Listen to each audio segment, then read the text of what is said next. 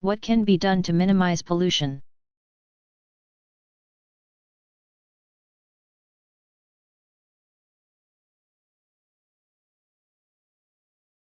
Wherever there are a lot of people, and wherever there are industries, there will be pollution.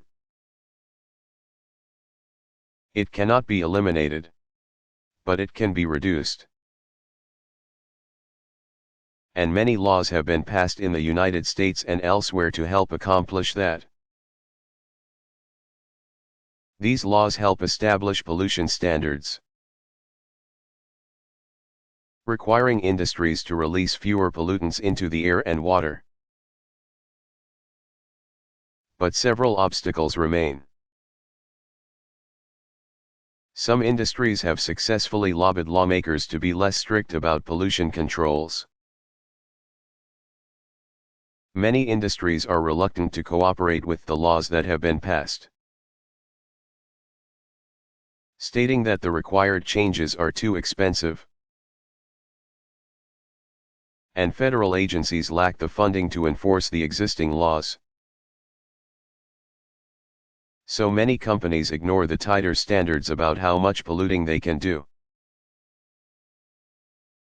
In spite of these obstacles, there is much that can be done to clean up our air, water, and land.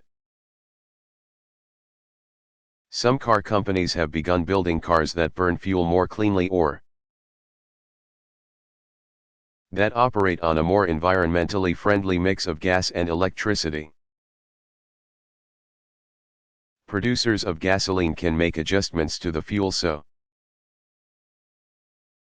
that fewer harmful emissions are released when it is burned. Sewage treatment plants, if they install the right equipment, can remove nearly all the waste before dumping what's left in bodies of water. Factories can treat their waste to neutralize or remove much of the harmful chemicals before dumping. Alternative energy sources harnessing the power of water or the sun, for instance, can be used to supplement the gas and oil that is used now. Landfills can be constructed so that underground pipes carry away the dangerous methane gas, using it to provide power. They can also be covered with dirt, grass, and trees to create a playground or a park. Farmers can use fewer chemicals, relying instead on organic farming methods, free of man-made chemicals. Individuals and families can also play a part in reducing pollution. Taking part in community recycling efforts and using biodegradable items to create compost, which can then be used in the garden, helps reduce each family's weekly amount of garbage. Families can also make an effort to use less water and electricity. And choosing to buy organic food supports the farmers who have decided to avoid harmful chemicals.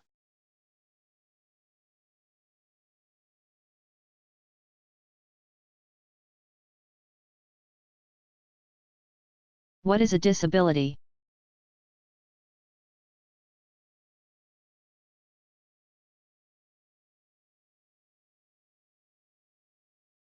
The word disabled usually refers to a person who has a physical or mental handicap that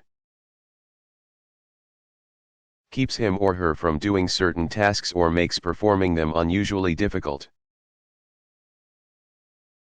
Most physical disabilities, like blindness or paralysis, are easily noticed, but many mental disabilities are harder to detect. Mental disabilities can include diseases like schizophrenia, which causes severe disturbances in people's thoughts and emotions. Another category of disability is learning disabilities, like dyslexia, which is a learning disorder that makes reading very difficult because the brain reverses the order of letters and words. A disability can be the result of a disease, an accident, or of genetics, which means that it is a condition that a person is born with. A lot of times disabled people can learn new ways to do things or use special machines or specially trained animals to help them work around their disability. Many disabled people prefer the term differently abled, a description that doesn't divide people into categories like normal and disabled, but addresses the idea that every person has different abilities. In ancient and medieval times, people were frightened of and cruel to those with disabilities. Because those disabilities were not understood, the disabled were ignored or abused. Even today, many people feel uncomfortable or awkward around disabled people staring at them,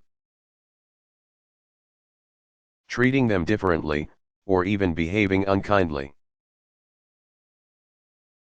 Classifying disabled people as different makes it easier for some people to behave in a disrespectful way toward them. But it's important to remember that all people, regardless of whether they have the use of their legs or eyes, or whether they learn quickly or slowly, deserve to be treated with decency.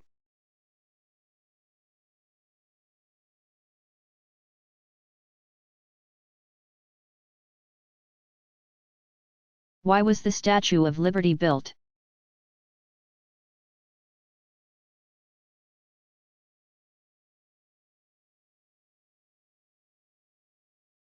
The Statue of Liberty, officially named Liberty Enlightening the World and sometimes referred to as Lady Liberty, was built in the late 1800s as a symbol of the friendship between France and the United States. France had supported American efforts to gain independence from England in the 1770s.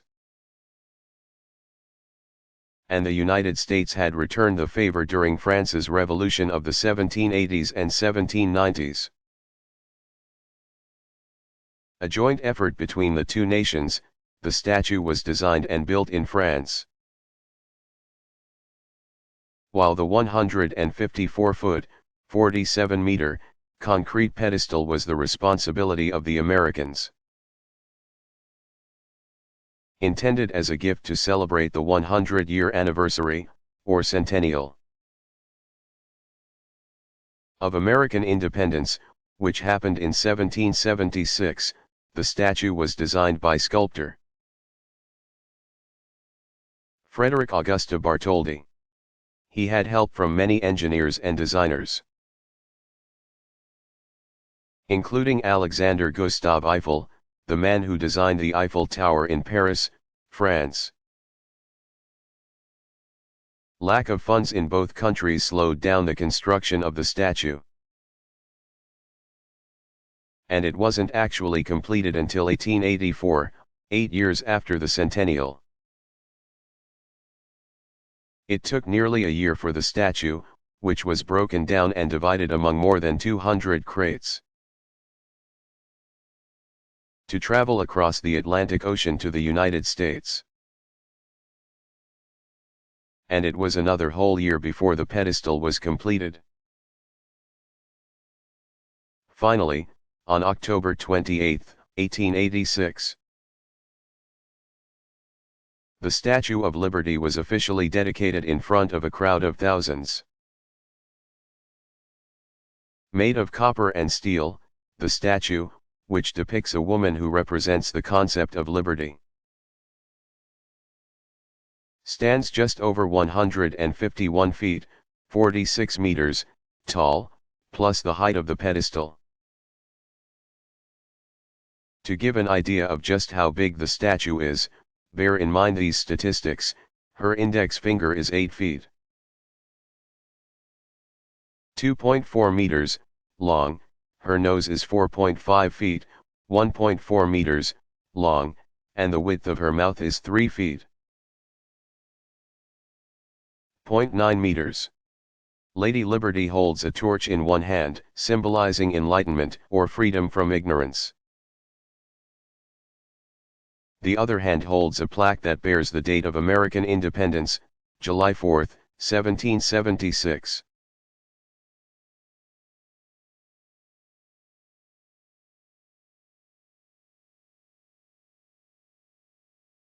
What are the greenhouse effect and global warming?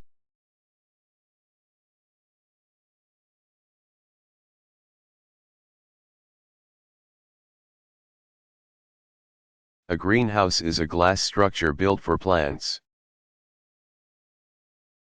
The glass walls and ceiling allow the light from the sun to enter but prevent the sun's heat from leaving,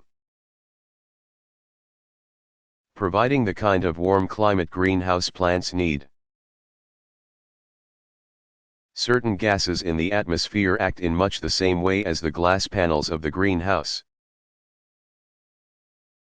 letting sunlight shine through to the ground and trapping the heat produced by that light. The greenhouse effect happens naturally, without human interference. But by introducing large amounts of greenhouse gases into the atmosphere,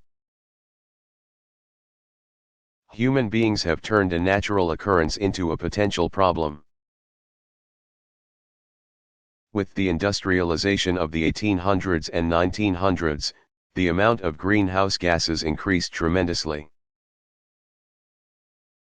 Some greenhouse gases, like carbon dioxide, are produced by burning such fuels as coal, natural gas, and oil. The amount of carbon dioxide in the atmosphere has increased by about 25% in the last 200 years. Plants absorb some carbon dioxide, but much of it rises to the atmosphere, contributing to the greenhouse effect. Other gases that contribute to the greenhouse effect are ozone and methane. If too much heat is trapped in the atmosphere, it may eventually make Earth's climate warmer. This effect, known as global warming, may seem harmless enough. And if you live in a place with harsh winters, it might even seem like a good thing. But the delicate balance of life on Earth can be severely disrupted by a change in the planet's climate. If the temperature of Earth's surface increased enough, it could melt the polar ice caps. The massive, thick ice formations at the North and South Poles, raising the level of the oceans and possibly flooding coastal areas. Climate changes can also affect weather patterns, changing rainfall and snowfall amounts and making storms more severe, and the lives of plants and animals.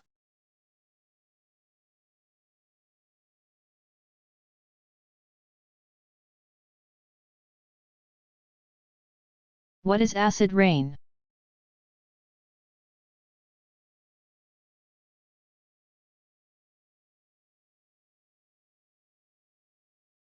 Some of the gases released as waste products from factories, cars, and power plants mix with water vapor in the atmosphere to produce acid rain, or sleet or snow. Rain is slightly acidic anyway, but when mixed with such chemicals as sulfuric acid and nitric acid, it can reach dangerous levels. Acid rain can damage soil, crops, and forests, as well as eat away at the outer surfaces of buildings. In some places, acid rain that has fallen into lakes and rivers has caused severe harm to the animals and plants living there.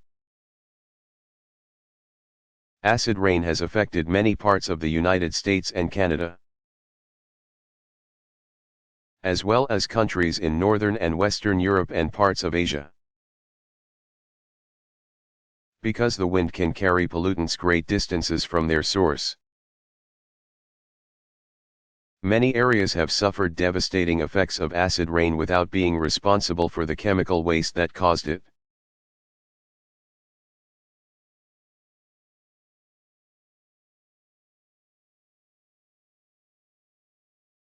What is pollution?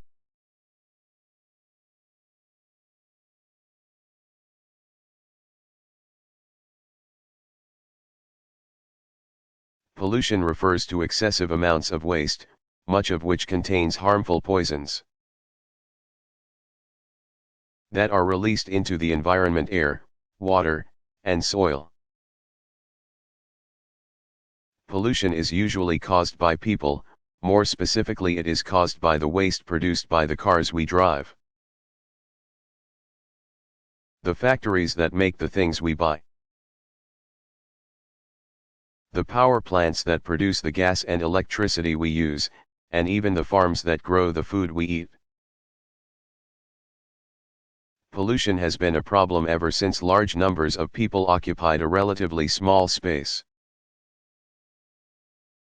During the 1800s and 1900s, however, as the world became increasingly crowded and more factories were built, environmental pollution became a serious issue. Air pollution is caused primarily by the burning of fuel. Gas-powered transportation methods: airplanes, cars, boats, and trains are the biggest culprits. The amount of fuel required to heat and cool homes and other buildings also contributes huge amounts of air pollution. Air pollutants damage Earth's atmosphere and harm plants and animals, including humans. Water pollution comes from a variety of sources. Any factory that makes things: toys, tires, steel creates waste products as well. This waste, filled with toxic chemicals, is often released into bodies of water, including lakes, rivers, and oceans. Other harmful water pollutants include sewage, which is human and animal waste. Most sewage is somewhat filtered in septic tanks and treatment plants, but some raw sewage still gets released into water. The chemicals used to control pests and fertilize plants on farms also ends up in lakes and rivers when rainwater drains from the farmland to the bodies of water. Ships carrying massive quantities of oil have also been responsible for polluting the water. If those ships break apart, the oil spills into the water, killing birds and fish and damaging the shoreline. The world's oceans and rivers can break down some pollutants into forms that are either harmless or beneficial to aquatic life. But when pollution levels become too high, the plants and animals living in the water suffer. Land pollution comes primarily from garbage. Some types of garbage: paper, plastic, some metals, glass, and so on are recyclable, meaning they can be processed and reused. Some garbage is biodegradable, which means it will naturally break down into tiny particles that can be reused by the environment.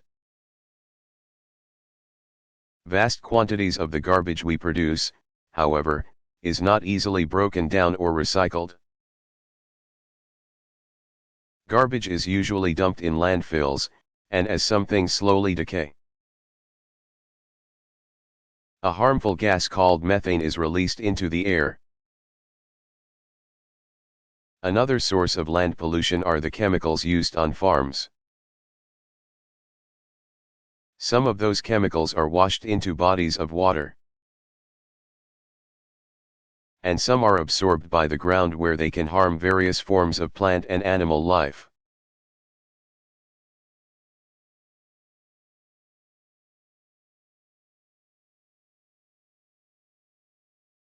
Why do people go to jail?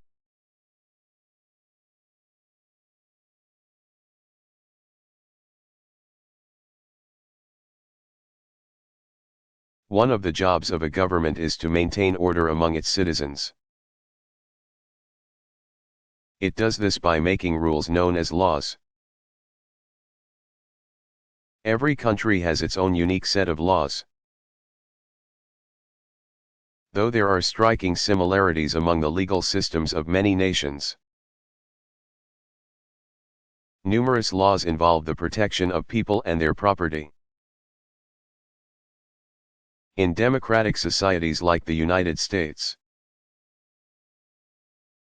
government representatives are elected by the people to write new laws and vote on their passage. Federal law governs all residents of the country, but state and local governments can make their own laws. As long as they don't conflict with federal laws. People who break laws are punished by the government. Laws would be useless if they were not enforced and lawbreakers went unpunished. Ideally, U.S. laws are applied equally to all citizens, rich or poor, black or white, male or female. Many lawyers, judges, and police officers strive for such equality. Though sometimes people harbor prejudices against certain kinds of people or certain ethnic groups without even knowing it. Flaws do exist in the justice system, sometimes, for example, wealthy people who can afford to hire a team of expensive, savvy lawyers get special treatment in the form of lighter punishment or no punishment at all. But many of the people who have sworn to uphold our nation's laws try to do so with fairness and compassion. Regardless of the accused's race, ethnicity, or economic status. In the United States, several laws have been written to protect the rights of someone accused of committing a crime. He or she is considered innocent until proven guilty in a court of law. Someone suspected of a crime is usually arrested and taken into custody by a police officer. Sometimes, in federal cases, for example, the case is presented before a grand jury. A group of citizens who examine the accusations made. The grand jury files an indictment, or a formal charge, if there appears to be enough evidence for a trial. In many criminal cases, however, there is no grand jury. While awaiting trial, the accused may be temporarily released on bail, which is an amount of money meant to guarantee that the person will return for trial instead of leaving the country, or kept in a local jail. Trials are usually held before a judge and a jury of 12 citizens. The government presents its case against the accused person, or defendant, through a district attorney, and another attorney defends the accused. There are strict rules about what can be used as evidence in a trial. Any evidence taken by police as a result of an illegal search of someone's home, for example, cannot be used against the defendant during the trial. If the defendant is judged innocent, he or she is released. If he or she is found guilty of committing a crime, the judge decides the punishment, or sentence, using established guidelines. The lawbreaker may have to pay a fine or go to prison or both.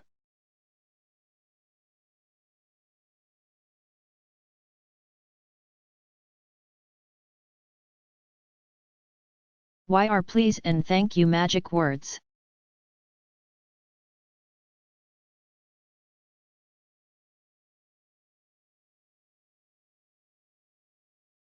Most human beings live with other people all their lives. You grow up in a family, learn along with classmates in your school, and participate with your friends and neighbors in activities in your community. You are a citizen of a country, which is one of many that make up the world. People have always lived together and over the years have developed something called manners, or etiquette, that help make all this togetherness of so many individuals a little easier. While these rules of conduct have changed from century to century and vary from place to place, they are all based on the idea that a person should treat others like he or she would like to be treated. People who have good manners are said to be polite. Polite people are appreciated because they have respect for others. Please and thank you are not magic words like abracadabra, which a magician says as he pulls a rabbit out of a hat. But they are special words because they make dealing with other people go more smoothly. People depend on one another for all sorts of things. We have to ask for help or permission all the time. Saying please shows that your request also comes with respect for the person you are asking. People are usually more willing to fulfill the requests of those who treat them with respect. Similarly, after someone gives you something or assists you, it is polite to say thank you to show your appreciation. Someone whose actions are appreciated will be more likely to help out or be generous again. So you can see how being polite can help people get things done. The words please and thank you make the world a more thoughtful and generous place.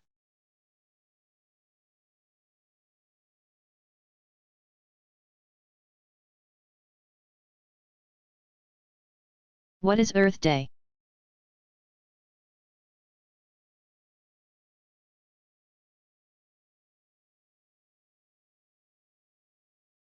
During the 1960s, information about problems with the environment, chemicals killing fish in waters, air pollution damaging the atmosphere and endangering the health of all creatures, the widespread destruction of forests and other natural areas began to concern people all over the world. A country's senator named Gaylord Nelson wondered why environmental issues were so disturbing to citizens but didn't seem to be on the government's list of problems to correct.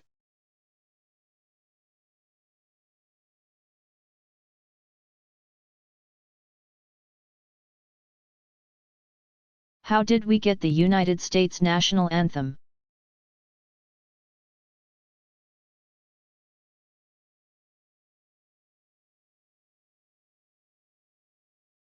In September 1814, the United States and Great Britain were in the midst of fighting what is known as the War of 1812. The British had taken over Washington, D.C., and planned to attack Baltimore, Maryland. A few American citizens, including a lawyer and poet named Francis Scott Key, approached the British fleet, which was anchored in Chesapeake Bay, to request the release of an American who had been taken prisoner. The British agreed to let the prisoner and the others return to American shores. But their return had to wait until the British were done attacking Fort McHenry, which was defending Baltimore. Throughout the night of September 13th to 14th, Key heard the explosions of the battle, anxiously awaiting morning to see whether the Americans had won the battle. In the early morning light, Key could see that Fort McHenry's enormous American flag was still waving, indicating that the Americans had been triumphant. Relieved and inspired by the sight, Key composed a poem called Defense of Fort McHenry.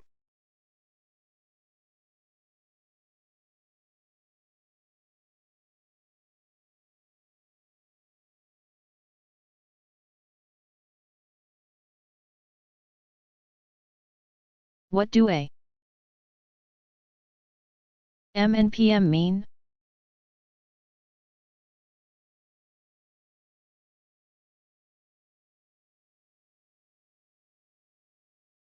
The abbreviation A.M. stands for the Latin phrase ante meridiem, which means before noon. PM stands for post meridiem, which means afternoon. Meridian, the English spelling, which used to mean midday, refers to an imaginary line that would appear if you could draw a line from the North Pole to the South Pole. The terms came into use in ancient Rome, when the movements of the sun were used to measure time. At 3 points during the day: when the sun rose, when the sun set, and when the sun was directly overhead at midday. It was easy enough for the Romans to determine the time. So they divided the period of daylight into 2 parts: the period of time before midday, AM, and the period of time after, PM.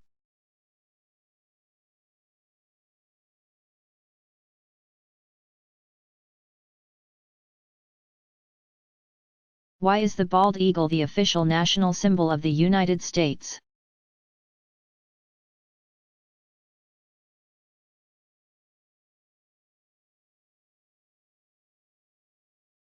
In 1782, 6 years after the end of the Revolutionary War, leaders of the newly independent United States were designing a national seal, an image that would appear on official documents and elsewhere. Eventually these men settled on the bald eagle for the Great Seal of the United States. The bald eagle was chosen in part because it was believed to be found only in North America. The bald eagle was also admired for its strength, its noble appearance, and the freedom of its life spent soaring through the sky. While the eagle became an important American symbol when it was adopted for the U.S. seal in 1782, it wasn't until 1787 that it officially became the national emblem. The bald eagle has been used for the official seals of many states, and it has appeared on stamps, currency, or paper money, and several coins, including the quarter. The bald eagle's head is covered with white feathers.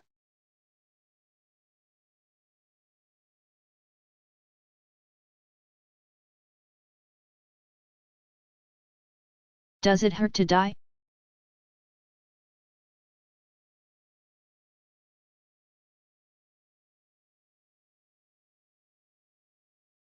Nobody who has died has been able to come back to tell us about it.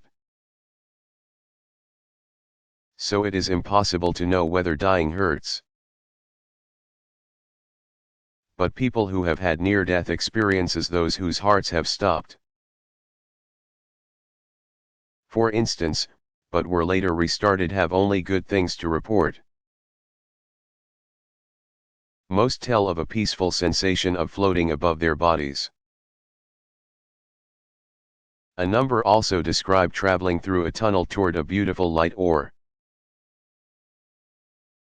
having loving meetings with friends and relatives who have died before them.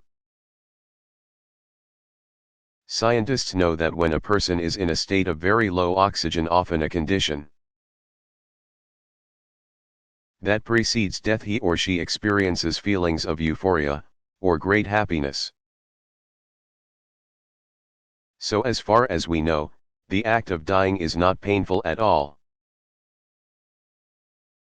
What is often painful for dying people is the thought of leaving behind their family and friends. They may also be sad at the thought of never again doing the things they love about life,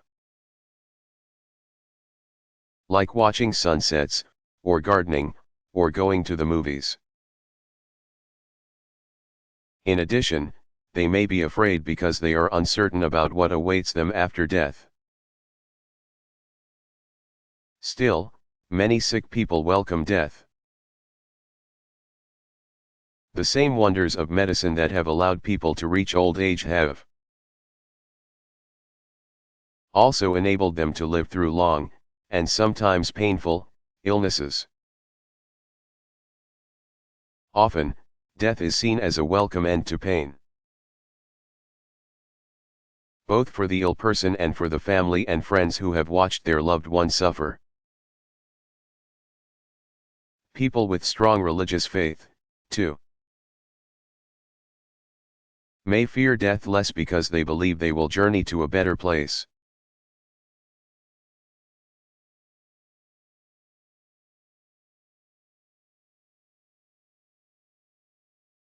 How can scientists tell the age of fossils?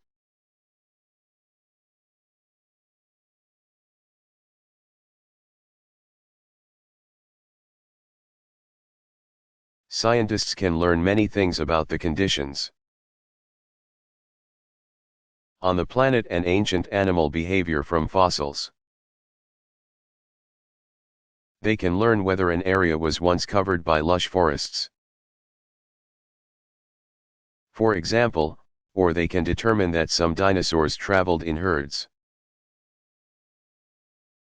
They can also tell, in many cases, how long ago the fossilized plant or animal lived. One way to narrow down a fossil's age is by seeing what layer, or strata,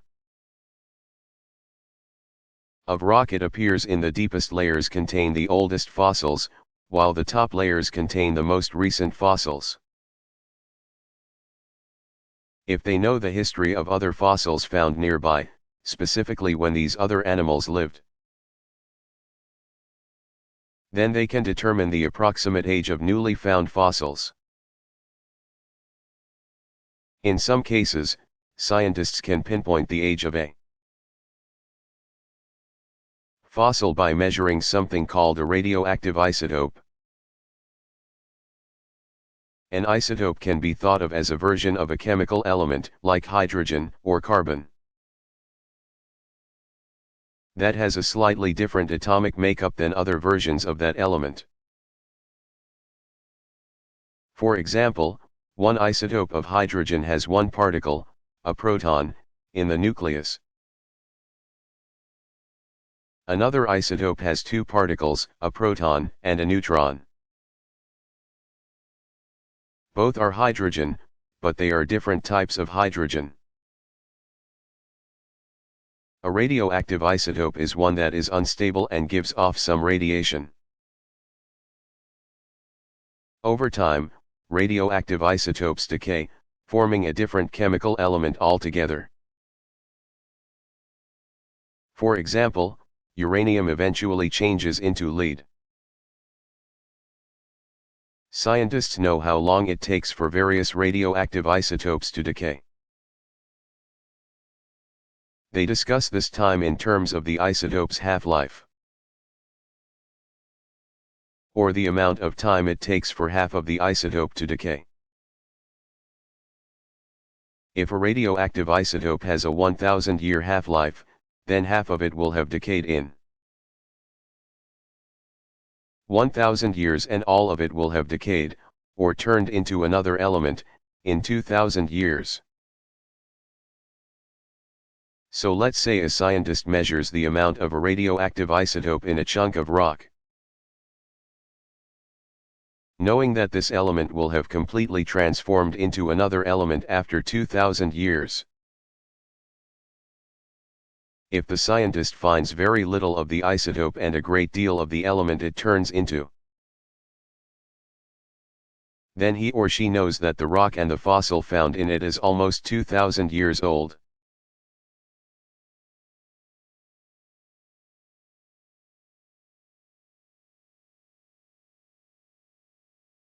What happens when people die?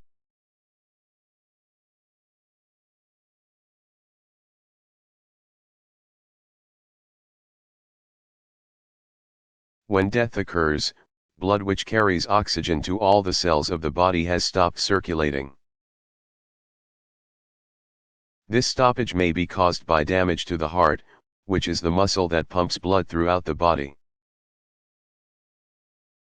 or by damage to the brain, which gives the signals that direct the heart to do its pumping. Other circumstances, like severe accidents, also stop blood flow. But whatever the reason, once blood stops bringing its life-giving oxygen to the body's billions of cells, the building blocks that make up the human body, the death of those cells starts to occur. When the brain, which is the body's command center, goes without oxygen for about 15 minutes, all cells there die. While machines can help our lungs breathe or our hearts pump blood, no machine can assume the complex functions of the brain. Without a brain, we cannot live. Soon after a person dies, an official document called a death certificate is filled out and later filed as a record with the local government. It includes such information as time, place, and cause of death.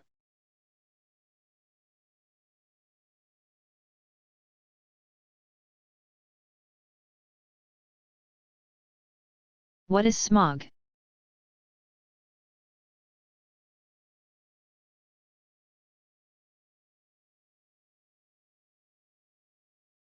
Smog, which originally was named by combining the words smoke and fog, is a type of air pollution. Smog was so named because it can form when moisture in the air combines with smoke particles. The smoke particles come from factories burning coal. This kind of smog has been a problem in London and other cities in Great Britain.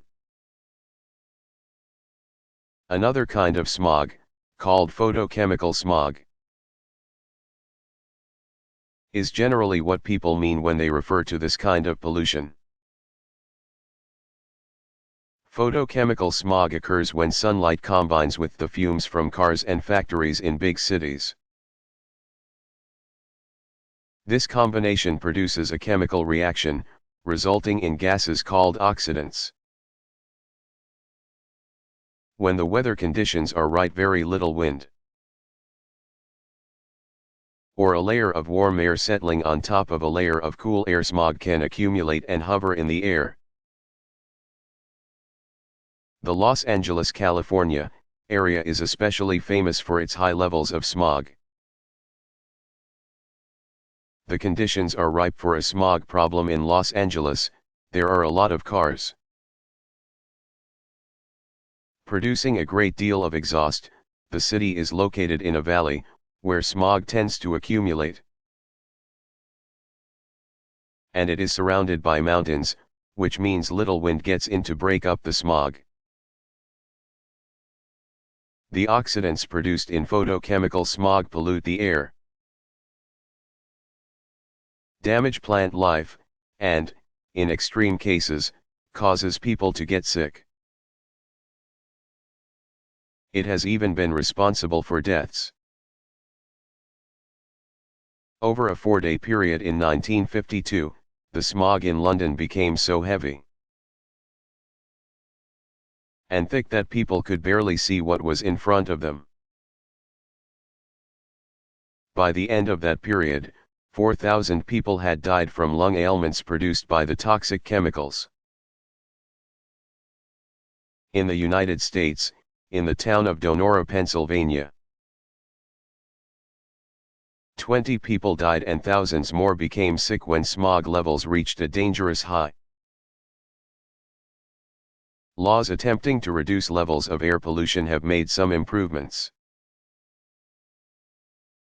But the huge number of cars, factories, and power plants in industrialized nations like the United States continue to produce high levels of air pollution.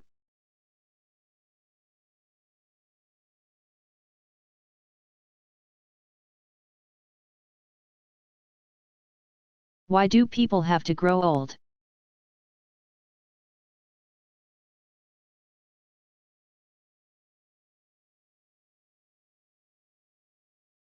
Growing old is part of being a living thing. Every plant and animal must go through a cycle of life that involves a beginning, a middle, and an end. Actually, as soon as we are born we begin aging or growing older.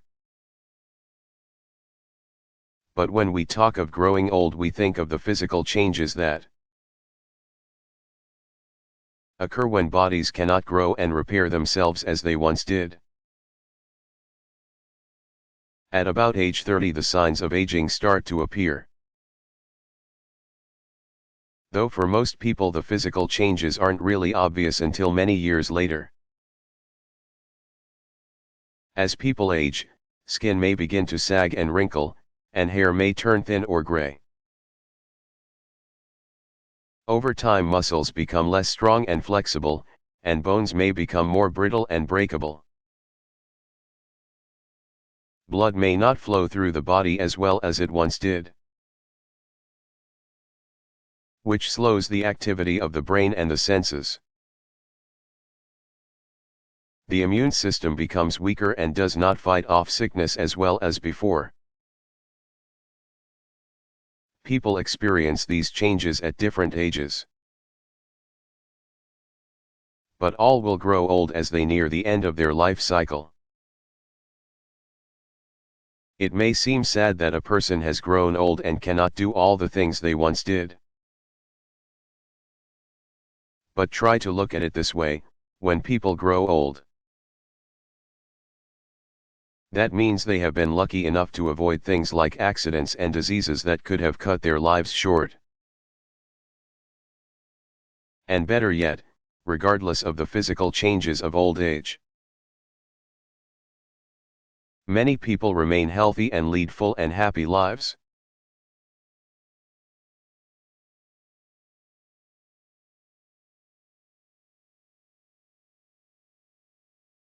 Why do we need table manners?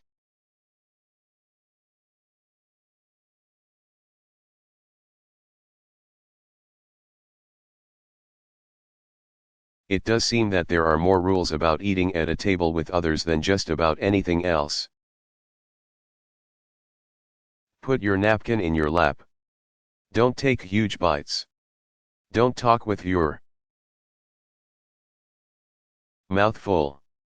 Ask for something to be passed to you instead of reaching for it. Don't start eating until everyone is seated and food has been offered all around.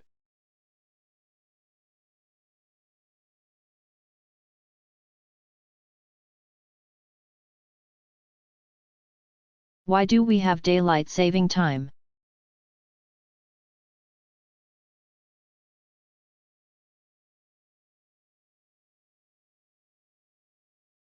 Daylight saving time, DST, came about as a way to adjust clocks during the summer months, when days are longer, to make better use of the daylight hours. Countries began making such clock adjustments during World War I. 1914 to 1918, to save on the fuel needed for artificial light. If people could adjust their clocks so that it got dark at 9 p.m. instead of 8 p.m., then they could turn their lights on 1 hour later, or not at all if they simply went to bed when it got dark.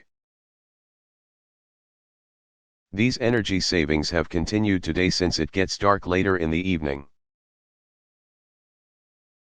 People don't turn on lights until later in the day. And in the summer, the sun rises very early and is usually up when people awake, reducing the need to turn on lights first thing in the morning. In the fall, as the days begin to get shorter, we go back to standard time, which means that the sun sets and rises at an earlier time of day. As the days get shorter, the amount of time between sunrise and sunset shrinks, so that in the heart of winter daylight arrives later in the day and departs earlier than in the spring and summer months. In the United States, daylight saving time, as decided by Congress, begins at 2 a.m. on the first Sunday in April and ends at 2 a.m. on the last Sunday in October, when DST begins. People move their clocks forward 1 hour. When it ends in October, clocks are moved back 1 hour. If you have trouble remembering which direction the clocks should go at which time of year, just think of the expression spring forward, fall back. Many other countries in the world observe some form of daylight saving time, though the exact starting and ending dates differ.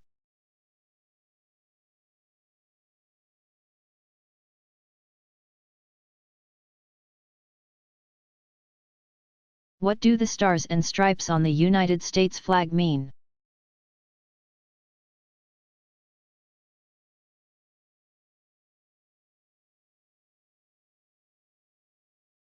When the first United States flag was adopted in 1777, it had 13 alternating red and white stripes. 7 red, 6 white, and, in the upper left portion, 13 white stars on a blue background.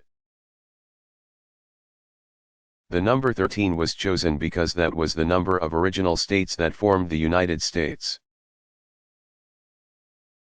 For several years after that design was adopted, a new stripe and a new star were added each time a new state joined the Union. But in 1818 Congress decided to keep the number of stripes at 13 and simply add a new star for each new state. The U.S. flag has several nicknames: the Stars and Stripes, the Star-Spangled Banner, and Old Glory. At the time the U.S. flag was designed, the stars and stripes, and the colors of each, were given no specific meaning. The ideas for the design most likely were based on other countries' flags. In 1782, when the national seal was designed and the flag was incorporated into it, national leaders decided that each color and symbol should have a meaning. As reported in the book Our Flag, published by the U.S. House of Representatives in 1989, it was decided that red symbolized hardiness, strength and valor, bravery. White symbolized purity and innocence, and blue represented vigilance, perseverance, and justice. It has also been said that the stars are symbols of the heavens, and the stripes represent rays of light coming from the sun.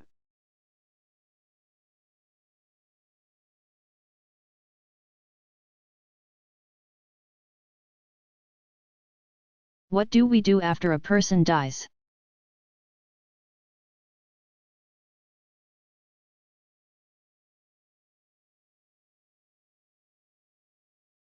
Throughout human history and in places around the world, people have done many different things with their dead. The ancient Egyptians, for instance, took great care when preparing the bodies of their dead rulers. It was believed that their leaders were immortal and would need their bodies in another world after death, the afterworld, in a process that took several months. Ancient Egyptians carefully preserved dead bodies through a process called embalming. They wrapped the bodies with layers of linen, wax, and spices. Some of these mummies still exist today, some 6,000 years later. In the United States today, most people are buried in coffins. Funeral ceremonies take place so that people can honor the deceased and give comfort and support to his or her family and friends. Music, prayers, and eulogies, speeches remembering and praising the dead person are often a part of these ceremonies. A funeral usually ends when the deceased is taken to a cemetery, a place where bodies are buried in the ground. A headstone or marker listing the person's name, birth, and death date, and other information is left at the burial spot, which family members and friends may later visit and decorate with flowers in memory of their loved one.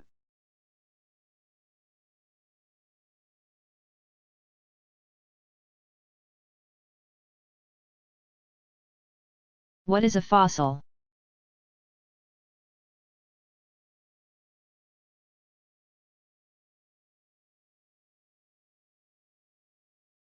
A fossil is the hardened remains or an imprint of a plant or animal that lived a very long time ago. Some fossils are thousands of years old, others are several 100 million years old. Most plants and animals died and then decayed without ever leaving a trace. But some were buried under mud, rocks, ice, or other heavy coverings before decaying. The pressure of these layers over thousands of years turned animal and plant remains into rock. Usually fossils preserve the organism's hard parts, the bones or shells of an animal and the seeds, stems, and leaf veins of plants. Sometimes the fossil is the actual animal part, like a bone or tooth, that has hardened into rock. Some fossils, called trace fossils, show the imprint of parts of the animal or plant. Occasionally these imprints act as a mold, and the sediment that fills the imprint hardens and becomes a cast of, for example, a dinosaur footprint. Sometimes bones or trees are preserved by minerals that seep into the part's pores and then harden, or petrify, that part. Arizona's petrified forest contains numerous examples of giant trees that were petrified millions of years ago. In some cases, an entire animal is preserved in ice. Hardened tree sap, called amber, or in dry, desert areas. In these instances, as with woolly mammoths found in Alaska and elsewhere, the whole animal hair, skin, bones, internal organs is preserved much as it was when it died thousands of years earlier.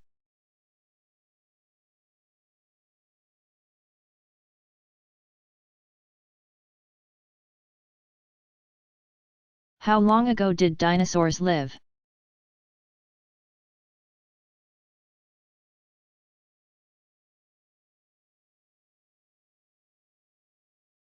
Dinosaurs first appeared about 230 million years ago, during the Triassic period. Their large size and vast numbers meant that they dominated animal life on Earth for millions of years. Dinosaurs became extinct around 65 million years ago, at the end of the Cretaceous period. The earliest human beings lived about 2 million years ago. Millions of years after the last dinosaur had died. Earth was much different when dinosaurs roamed the planet. Several 100 million years ago, instead of there being 7 continents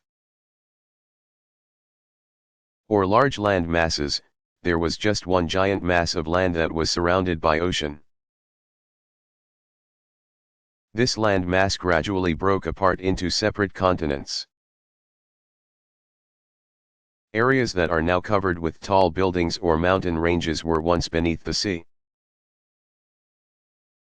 And scientists believe the climate was fairly warm throughout the year.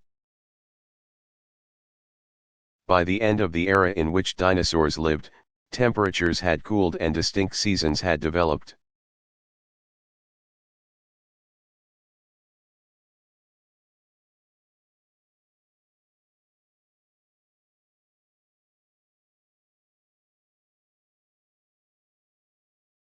What are some of the different energy sources?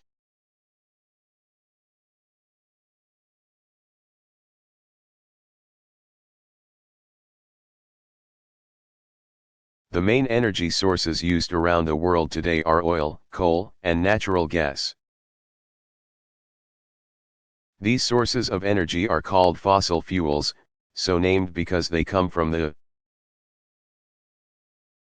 fossilized remains of plants and animals that lived hundreds of millions of years ago. Coal, for example, comes from fossilized plants and trees. A long time ago, as plants and trees died, their remains became buried under the weight of layers of mud or new plants, and they eventually turned into stone. That stone can be cut out from deep, underground coal mines and burned for energy. Fossil fuels are used primarily for transportation: airplanes, cars, trains, and so on, and for heating and cooling houses and other kinds of buildings. Fossil fuels provide a large percentage of the energy consumed around the world. But they are non-renewable resources, meaning that there is a limited amount of each of these types of fuel. And when they are gone, no more can be produced. Because there is a limited supply of fossil fuels, scientists are continuously exploring other sources of energy that have an unlimited supply. These renewable energy sources are cleaner and have much less of an impact on the environment than non-renewable sources like fossil fuels. Such sources include the sun, solar power, water, hydropower, and wind. The heat of the sun can be captured with solar panels and used to heat homes and offices. It can also generate electricity, which can then be used for a variety of purposes. Flowing water can also produce energy. Usually hydropower plants use a dam on a river to collect water in a reservoir, or large pool. When that water is released to flow downward, it passes through a device called a turbine, which has blades like a giant fan. The force of the water spins the turbine, which then activates a generator, which produces electricity. Turbines are also used to convert the power of wind into electricity. These turbines, with blades like a propeller, are mounted on a tall tower. The wind spins the blades, and, as with hydropower, the spinning of the turbine causes a generator to produce electrical power. Another renewable energy source is called geothermal energy, which uses the heat from just below Earth's surface. This heat can be converted into electricity or used to directly provide heat for buildings. There are many advantages to renewable energy sources, but scientists have yet to solve problems associated with producing these kinds of energy inexpensively and transporting that energy to distant areas. Another important energy source is nuclear energy. Nuclear energy comes from either splitting the nucleus of an atom, called nuclear fission, or combining atomic nuclei, called nuclear fusion. The nuclear energy produced today comes from fission. The process of splitting atoms produces a massive amount of energy that can be used in many different ways. But nuclear fission has some serious disadvantages. The process creates large quantities of hot water that must be cooled. Using expensive machines, before being dumped into lakes or rivers. If water is dumped while still hot, it can cause something called thermal pollution. The hot wastewater raises the temperature of a body of water, disrupting the balance of life in that water and even killing some fish and other creatures. Nuclear fission also produces radioactive waste, which is dangerous to the environment and must be stored safely for long periods of time. The threat of an accident involving a leak of radioactive material is always present at a nuclear power plant.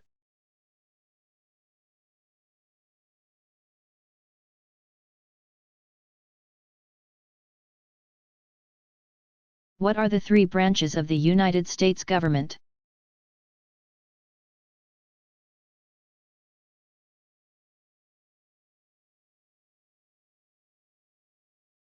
When the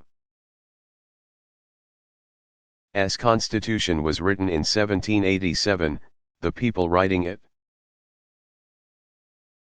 referred to as the framers of the Constitution, were very concerned with maintaining a balance between the power of the government and the freedoms of the citizens. The framers divided the federal government into three branches: the executive, legislative, and judicial. Each branch has its own separate, unique authority, known as the separation of powers. And each branch is limited by the powers of the other two. This system of checks and balances ensures that no single branch of government has all the control. The executive branch, which is led by the president, also includes the vice president and the cabinet. The cabinet includes the attorney general and such departments as defense, treasury, labor, and agriculture. The legislative branch, called Congress, is responsible for making laws. This branch consists of the Senate and the House of Representatives. The elected officials in these houses can introduce and debate legislation. But as an example of checks and balances, the bills passed in the Senate and House of Representatives can't become laws until they are signed by the President. The President can veto, or reject, a bill, but if enough people in Congress, at least 2/3, vote to override that veto, the bill can become a law without the President's signature. The judicial branch, headed by the Supreme Court and also including the U.S. courts of Appeals and U.S. District Courts, explains the laws passed by the legislative branch and interprets whether these laws follow the principles laid out in the Constitution. The court system performs extremely important functions. Resolving arguments between citizens and determining the guilt and possible punishment of people accused of crimes.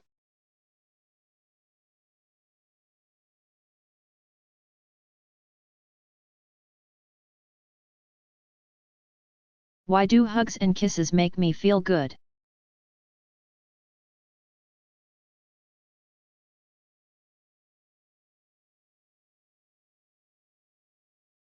Human beings are the only animals who communicate through language. A complicated system of vocal symbols that our complex brains allow us to learn after we are born. But like other animals, we also communicate through our bodies and senses. Our organ of touch is our skin, covering the outside of our bodies. Nerve endings under the surface of skin give us our sense of touch. Hugging and kissing are ways to share love and caring through touch. When you were born, well before you knew language and could understand caring words, you were learning about love through your sense of touch. As a newborn, when everything was frighteningly new, you immediately experienced the comfort of touch when you were held in your mother's arms, feeling the warmth of her body and the beat of her heart. Sensations familiar to you when you were inside her womb. You were held close when you first learned about food and about how good it felt to have milk in your empty stomach. Your parents' caring hands kept you clean and dressed in dry clothes when you could not yet do those things for yourself. So, from your earliest days, you learned that someone's touch usually made you feel comfortable and safe. Loving and caring about special people in our lives is a feeling inside that is hard to describe in words. But hugs and kisses make it easy to show that love, and their message is clear. Giving hugs and kisses feels as good as getting them. Because the lips have an extra supply of nerve endings, kissing is an especially intense way to touch. The human need to share affection through touch is something we all experience throughout our lives.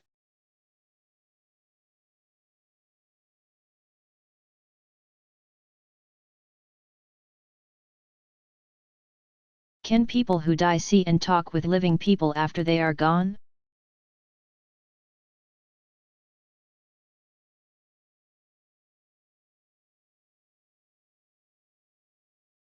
Although for centuries living people have reported seeing and talking to people who have died, there is no scientific proof that this can be done or that visiting with ghosts is possible. Although some people claim they have special skills allowing them to contact and receive messages from the deceased, such people are known as spiritualist mediums. Their communications, usually conducted during meetings called seances, have generally proven to be fake. Sometimes, though, people who have recently had a loved one die feel that they can sense that person's presence with them. They may even talk to the deceased. It is likely that these sensations arise out of very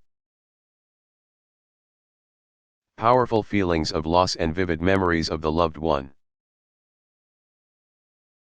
For many people, believing that a physical connection continues after death lessens their sorrow. It is one of many ways through which people keep alive the memories of those who have died.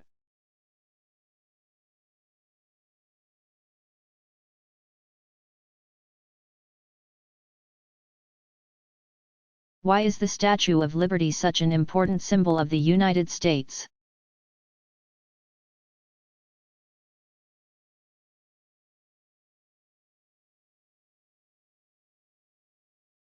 The Statue of Liberty stands for many of the nation's most cherished ideals. freedom, equality, and democracy.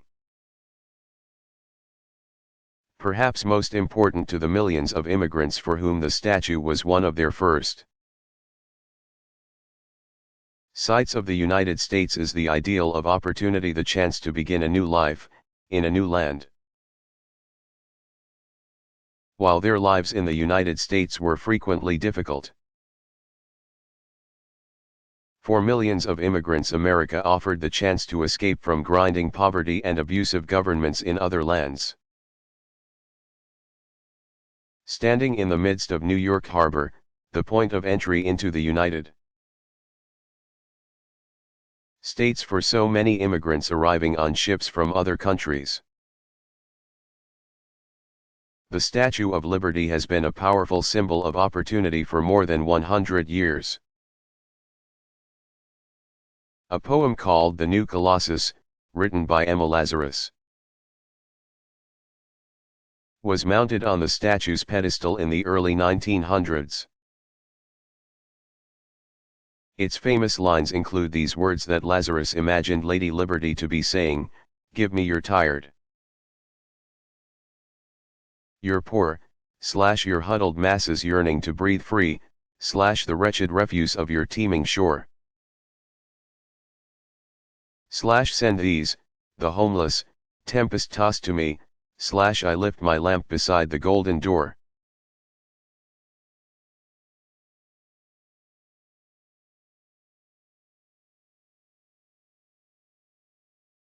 Who wouldn't want such a feeling?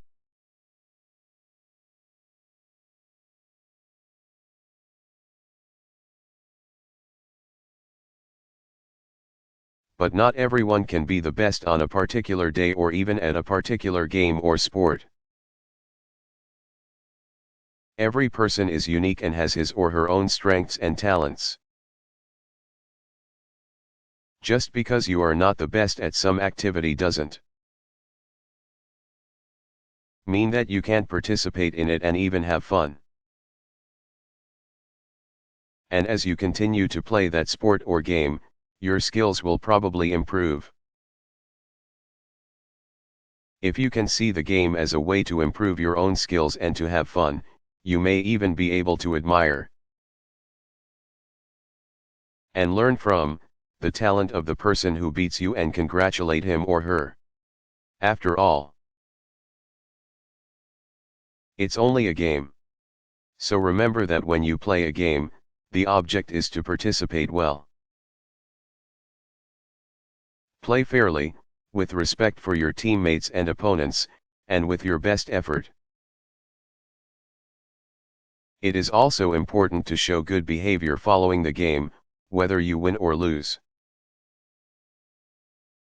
If you can do that, then you are demonstrating good sportsmanship. Being a good sport is actually much more important than being a winner.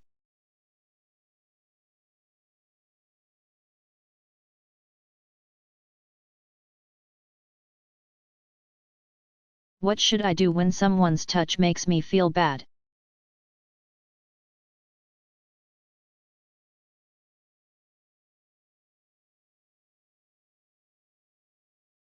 Sharing a hug or kiss with someone starts with loving feelings inside.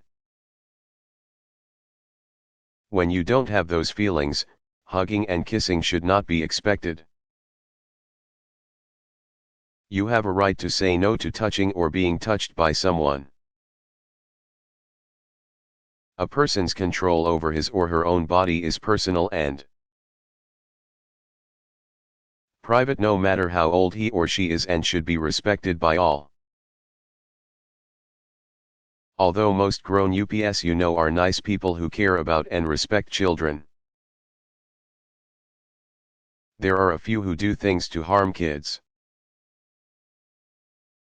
One bad thing they may do is treat children in a sexual way, which is behavior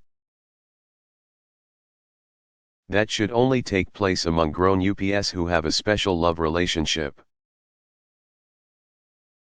It is never okay for a grown-up to treat a child like this. Under any circumstance, it is against the law. If someone ever touches your body in a way that invades your personal privacy, you should tell a trusted grown-up at once. Sometimes telling someone about it is hard to do, though, because you may have confused feelings about the situation. Maybe the touching gives you an uneasy feeling, but the attention it brings makes you feel special. Maybe you get treats or presents if you agree to touch or be touched, and you like those, too. And sometimes you might feel afraid because you know that if you tell what's going on, a lot more trouble will start. Still, touching between people should be a happy thing. If it makes you feel confused or bad, then you know it isn't right. If for some reason the adult that you go to for help doesn't believe your story, tell it to someone else. Keep on telling until the person who is touching you has been stopped. Molesting a child is an awful thing, so a lot of people will be very upset when they find out about it. Just remember that nobody is upset with you and that you are not responsible for the bad things that were done in any way. Children are taught to trust adults and to do what grown-ups tell them. Adults who abuse the trust of children in this terrible way are completely to blame.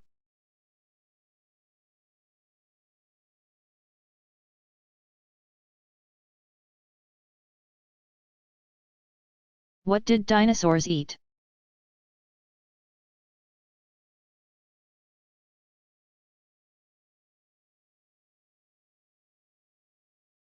Dinosaurs came in many different shapes and sizes, and they also had a variety of diets. Most dinosaurs ate plants, with the very large dinosaurs eating leaves from the tops of trees and smaller ones eating plants and bushes growing close to the ground. Some dinosaurs were meat eaters, with most hunting other animals for food. And some being scavengers who ate the flesh of dead animals they encountered. The hunters preyed on plant-eating dinosaurs and even on each other. Smaller meat-eating dinosaurs fed on other animals, like insects, lizards, and mammals. Evidence suggests that some dinosaurs hunted in packs, while others lived solitary lives.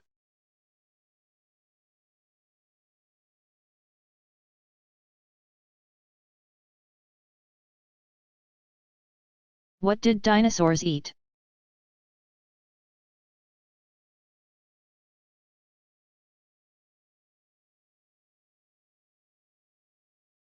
Dinosaurs came in many different shapes and sizes, and they also had a variety of diets. Most dinosaurs ate plants, with the very large dinosaurs eating leaves from the tops of trees and smaller ones eating plants and bushes growing close to the ground. Some dinosaurs were meat eaters, with most hunting other animals for food. And some being scavengers who ate the flesh of dead animals they encountered.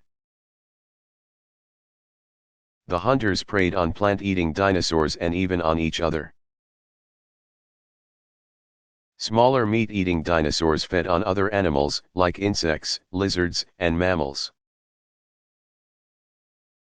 Evidence suggests that some dinosaurs hunted in packs, while others lived solitary lives.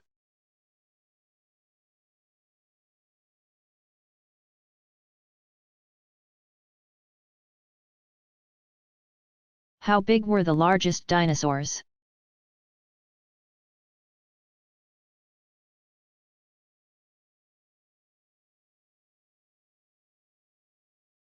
Information about dinosaurs changes all the time as new bones are found and new evidence about their surroundings becomes available. Each year, scientists discover around 7 new types of dinosaurs. The dinosaur now considered the largest could be pushed out of first place by another creature soon to be discovered. The largest dinosaurs belong to the group called sauropods. These giant plant eaters include the Apatosaurus, pronounced Apatosaurus. Used to be called Brontosaurus, and Brachiosaurus, pronounced Brachiosaurus. Which weighed around 80 tons, that's 160,000 pounds, or 72,640 kilograms, and stood 50 feet, 15 meters, tall. Among the longest of these dinosaurs were the Seismosaurus, pronounced Syzmosaurus, and Supersaurus. The Seismosaurus may have been as long as 150 feet, 45 meters. While the Supersaurus may have stretched to nearly 100 feet, 30 meters. A newly discovered dinosaur, called Paralitodon, is thought to have been close to 100 feet. 30 meters, long, weighing close to 70 tons, 140,000 pounds, or 63,560 kilograms. The upper bone of its forelimb, front leg, is 6 feet, 7 inches long, close to 2 meters. The Argentinosaurus, thought to weigh as much as 100 tons, 200,000 pounds, or 90,800 kilograms.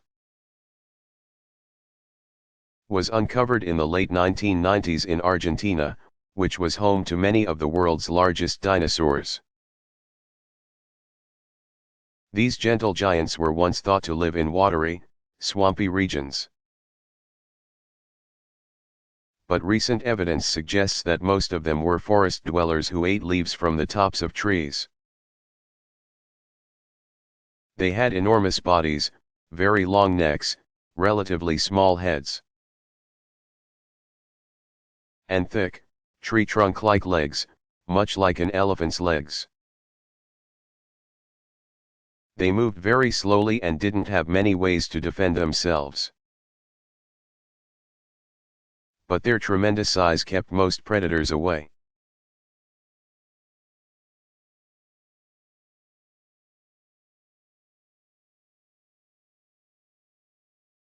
How big were the largest dinosaurs?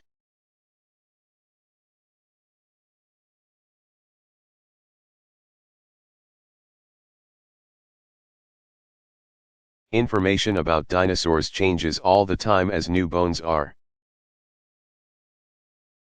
found and new evidence about their surroundings becomes available. Each year, scientists discover around 7 new types of dinosaurs. The dinosaur now considered the largest could be pushed out of first place by another creature soon to be discovered. The largest dinosaurs belong to the group called sauropods. These giant plant eaters include the Apatosaurus, pronounced Apatosaurus. Used to be called Brontosaurus, and Brachiosaurus, pronounced Brachiosaurus. Which weighed around 80 tons, that's 160,000 pounds, or 72,640 kilograms, and stood 50 feet, 15 meters, tall. Among the longest of these dinosaurs were the Seismosaurus, pronounced Syzmosaurus, and Supersaurus. The Seismosaurus may have been as long as 150 feet, 45 meters. While the Supersaurus may have stretched to nearly 100 feet, 30 meters. A newly discovered dinosaur, called Paralitodon, is thought to have been close to 100 feet. 30 meters, long, weighing close to 70 tons, 140,000 pounds, or 63,560 kilograms. The upper bone of its forelimb, front leg, is 6 feet, 7 inches long, close to 2 meters. The Argentinosaurus, thought to weigh as much as 100 tons, 200,000 pounds, or 90,800 kilograms, was uncovered in the late 1990s in Argentina, which was home to many of the world's largest dinosaurs. These gentle giants were once thought to live in watery, swampy regions. But recent evidence suggests that most of them were forest dwellers who ate leaves from the tops of trees. They had enormous bodies, very long necks, relatively small heads, and thick, tree trunk-like legs, much like an elephant's legs. They moved very slowly and didn't have many ways to defend themselves. But their tremendous size kept most predators away.